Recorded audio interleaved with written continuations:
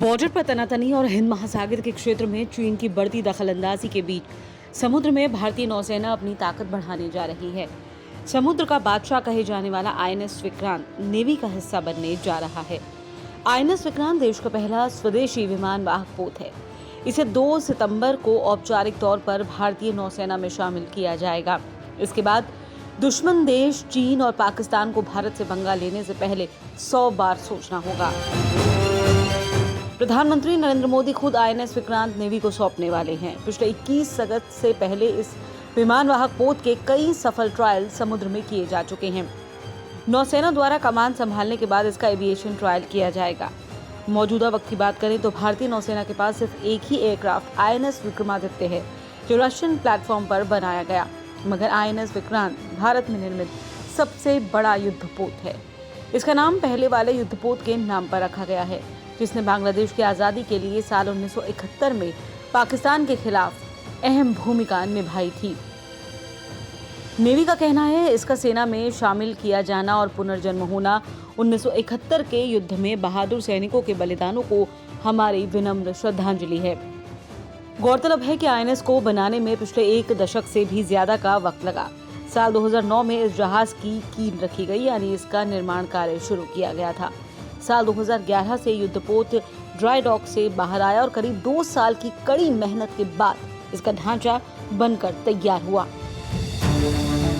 इसके बाद साल 2013 में इसे लॉन्च किया गया, जबकि 2020 में इसके बेसिन ट्रायल पूरे किए गए। पिछले साल के अगस्त महीने में पहली बार आईएनएस विक्रांत को समुद्र में उतारा गया और जुलाई 2022 तक इसके समुद्री ट्रायल्स पूरे किए गए।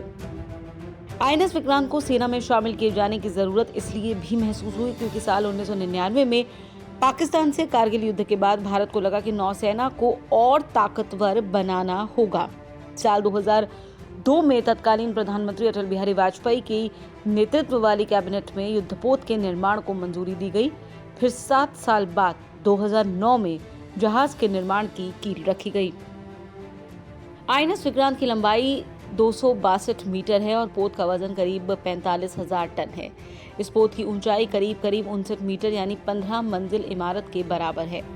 अगर इसकी चौड़ाई की बात करें तो ये 62 मीटर चौड़ा है। इस युद्धपोत में 88 मेगावाट बिजली की 4 गैस टरबाइन्स लगी हैं और इसकी अधिकतम स्पीड 28 नॉटिकल माइल्स है।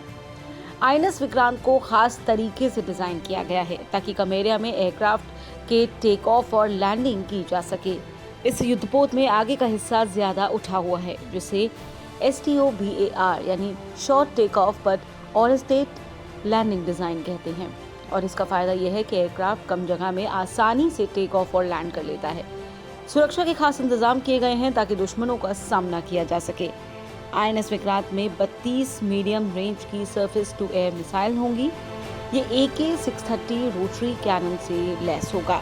इसके अलावा Indian anti missile naval decoy system से लैस होगा, जो लेजर गाइडेड मिसाइल्स को टारगेट से डाइवर्ट कर देता है।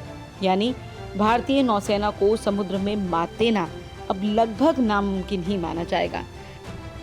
बहरहाल हमारे इस वीडियो को लेकर आपकी क्या राय है, कमेंट सेक्शन में हमें लिखकर जरूर बताएं। साथ ही देश और दुनिया की तमाम बड़ी खबरों के लिए सब्सक्राइब कीजिए आज तक। इस समय पूरी दुनिया में लोग कंफ्यूज्ड हैं। वो समझ नहीं पा रहे हैं क्या सही है, क्या गलत है, क्या सच है, क्या झूठ है। और ये स्पष्टता हम आपको अपने इस नए शो में देंगे। सब कुछ ब्लैक एंड व्हाइट में बताएंगे। इस शो में मेरे बालों के अलावा कुछ ग्रे नहीं होगा। हर खबर ब्लैक एंड व्हाइट की तरह बिल्कुल स्पष्ट होगी।